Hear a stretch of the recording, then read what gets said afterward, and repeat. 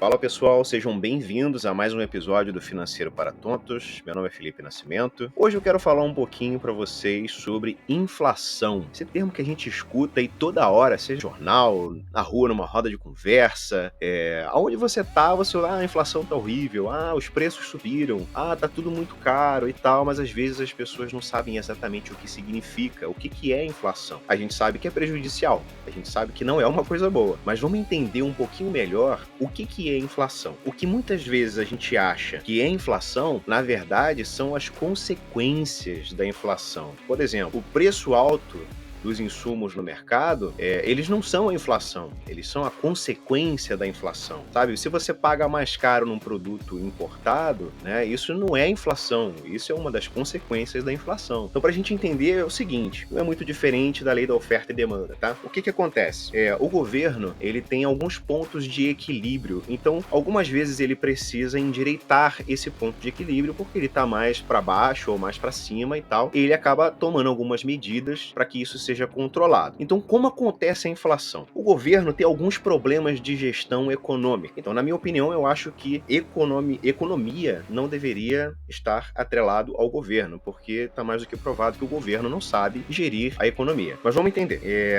Vamos supor, a gente está num período em que as pessoas estão comprando pouco, né, há pouco incentivo de crédito no mercado, e isso gera pouca renda, gera pouca liquidez, porque o dinheiro para de circular, né, e a gente sente isso diretamente, principalmente os empreendedores. Então, o que o governo faz? Ele, como um incentivo para aumentar o consumo, o que ele faz? Ele imprime mais dinheiro, ele injeta mais dinheiro na economia, joga dinheiro lá, e esse dinheiro ele passa por um caminho até chegar ao consumidor final. Imagina uma pedrinha no lago. Você jogou a pedrinha ali, pum, ela bate ali, forma onda, e essa onda vai se espalhando, até que ela vai ficando mais fraca e some. É mais ou menos isso. Quem se beneficia da inflação? Quem recebe esse dinheiro primeiro. Então, quem recebe o dinheiro primeiro que o governo imprime? Os bancos, os grandes empresários que têm concessões com o governo, tudo que está ligado diretamente ali, de alguma forma ou indiretamente ao governo, se beneficia da inflação. Mas é um veneno para o consumidor final. Porque o que acontece? Esse falso estímulo da economia, né, a redução da taxa de juros, a facilitação de empréstimo, porque você imagina, o banco está inchado de dinheiro, ele precisa colocar esse dinheiro para circular. O que ele vai fazer? Ele vai diminuir a taxa de juros, ele vai diminuir a dificuldade de você pegar dinheiro emprestado, e aí ele começa a endividar a população, porque é assim que o banco sobrevive, né? Ele sobrevive fazendo você se endividar e pagar juros. Então, o que acontece? Você vê a possibilidade, por exemplo, de ter um cartão de crédito com um alto limite lá, né? E aí você pensa assim, caraca, vou comprar aquela televisão que eu nunca tive, né? Vou comprar uma viagem, vou parcelar isso aqui, enfim.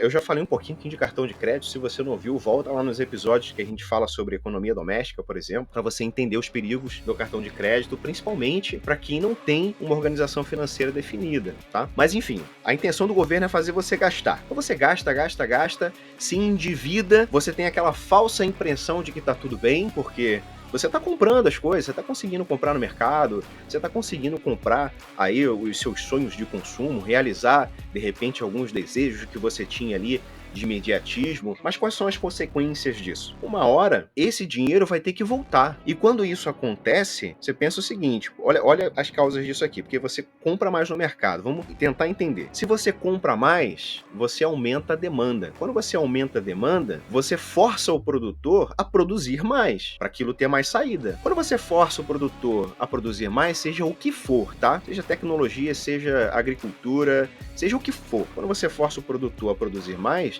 ele vai aumentar os custos dele. Quando ele aumenta os custos dele, ele precisa repassar isso para o produto. Só que quando ele repassa isso para o produto final, quando você vai consumir, aquela onda, aquela marola que passou ali de bem-estar, de você estar bem economicamente, ela já passou. E aí quando você vai de novo comprar no mercado, você não consegue mais, porque você não tem mais aquela grana. Os preços sobem e você fica a ver navios. E você não consegue fazer mais nada, porque você está está endividado no banco, porque você pegou empréstimo, você usou cartão de crédito e tal, e o seu salário em si, ele não acompanha isso, ele fica estagnado. Então você começa a perder poder de compra, você começa a ficar endividado, você começa a passar por uma série de situações que você não imaginava que poderia acontecer, mesmo imaginando, porque a gente sabe como é que funciona, né? A inflação nada mais é do que a injeção de mais dinheiro na economia, bacana? Então o governo imprime mais dinheiro, ele cria mais dinheiro do nada, porque o dinheiro ele não tem lastro. A gente fez um episódio aqui falando de dinheiro, né? Dá uma olhadinha lá. O dinheiro não tem lastro, ele não é baseado em nada. Inclusive, não é baseado nem em confiança, porque é difícil confiar no governo. E eles fazem isso como uma fórmula de estímulo para a economia. Só que as consequências são muito agravantes. O endividamento aumenta muito, o desemprego começa a aumentar, porque o empreendedor, ele com os altos custos ali, ele não consegue mais sustentar a empresa, o quadro de funcionários, então ele tem que demitir, né? E aí você tem um aumento de desemprego, você tem aumento nos preços de insumos no mercado, né? Você tem aumento de aluguel, você tem uma série de problemas que são agravados ali por causa disso. E aí o que o governo faz? Ele precisa retrair. E é nesse momento que as coisas ficam piores ainda.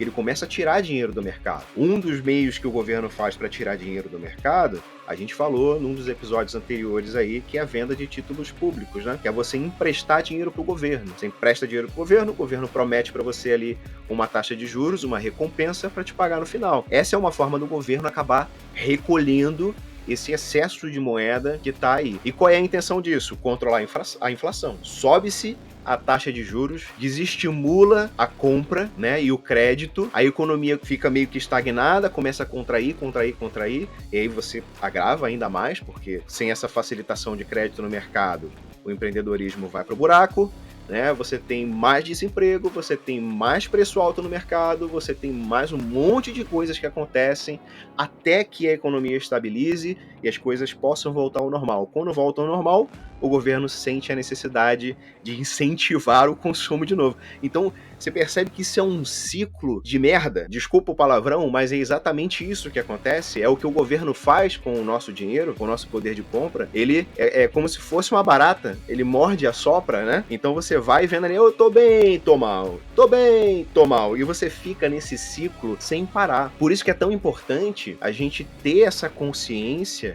do que é o dinheiro, saber se organizar financeiramente e se proteger desse tipo de atitude maléfica que o governo traz pra gente. Mas assim, a grosso modo, pra gente entender mesmo inflação, vamos entender como é que isso é calculado, como é que isso é feito. Vamos lá, primeiro, inflação. Como eu falei, né?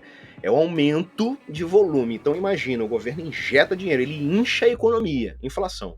Definição de dicionário. Mas pra gente entender como é que isso funciona, como é que o governo vê isso aí? Então, responsável por esse índice, o índice IPCA, que a gente falou, inclusive tem um título do Tesouro que acompanha o índice IPCA, é o IBGE que faz. Então ele tem duas formas ali de calcular a inflação. Então a gente tem o índice IPCA e tem o índice INPC. Qual é o propósito disso? Ele vai medir a variação dos preços de uma cesta de produtos básicos de consumo ali da população. Então ele pega um mês, faz aquele cálculo ali, ó, o pessoal compra mais o que aqui? Isso aqui, cesta básica, transporte, enfim, essas coisas bem básicas mesmo. No outro mês ele vai e faz essa pegada de novo. Então ele tira uma média para poder saber qual foi o crescimento daquele mês e tal, para entender para onde está indo o aumento ou a retração dos preços. Então, o que é IPCA e o que é INPC? Para a gente entender melhor. Vamos lá, INPC. O INPC ele é um Índice Nacional de Preços ao Consumidor. O IPCA é o Índice Nacional de Preços ao Consumidor Amplo. E é esse que o governo usa como parâmetro para definir a inflação. Por que amplo? Porque ele pega muito mais gente, né? São muito mais cidades que são estudadas, muito mais pessoas que são englobadas nesse estudo, para poder se ter o índice de inflação. A partir daí, o governo consegue projetar qual é o índice de inflação para o ano e determina, ó, vai ser de tanto no ano. Né? A gente consegue reduzir para tanto, porque está retraindo. Então o IBGE é que tem esse trabalho de fazer. Então, para a gente entender, inflação é o governo injetando dinheiro na economia, inflando, inchando. Consequências da inflação: desemprego, alta nos preços, aumento de endividamento. Tudo isso é consequência. Então, com isso em mente, Agora você entende, você sabe o que é inflação, o que isso causa, como funciona o ciclo do governo, e você também sabe, se você assistiu os episódios anteriores, como se proteger disso. Como é que você sai desse ciclo? Como é que você sai desse vício? Muita gente pode dizer assim: ah, Felipe, poxa, mas quem ganha pouco geralmente gasta o dinheiro todo com o básico, que é alimentação, que é com remédio, é com transporte. Como é que você pode fazer para sair dessa situação? Né? Eu falei aqui uma alternativa muito plausível para conseguir sair desse ciclo é você conseguir fazer uma renda extra. Existem várias maneiras de você fazer uma renda extra. Não importa se você conseguiu fazer 10, 50, só 100 reais no final do mês a mais, não importa, você fez a mais. Esse a mais é um dinheiro que você não conta. Você não vai gastar esse dinheiro, você vai usar esse dinheiro para que ele te dê a oportunidade de sair desse ciclo. Isso não vai acontecer hoje e nem amanhã. É um processo. Demora, sim, demora, mas é uma construção. E é uma construção sólida. Então, por isso que a gente precisa estar muito bem definido nas nossas ideias quando a gente for fazer os nossos investimentos, quando a gente for definir as nossas metas. Pessoal, esse foi o episódio de hoje. Eu espero que vocês tenham curtido. Se você está assistindo aí pelo YouTube, não esquece de deixar seu like, se inscreve no canal, compartilha com quem você acha relevante. Se você estiver ouvindo aí pelo Spotify, faça a mesma coisa. Leva esse conteúdo, tenho certeza que vai agregar muito aí na vida das pessoas. Espero vocês, até a próxima. Valeu, seus tontos!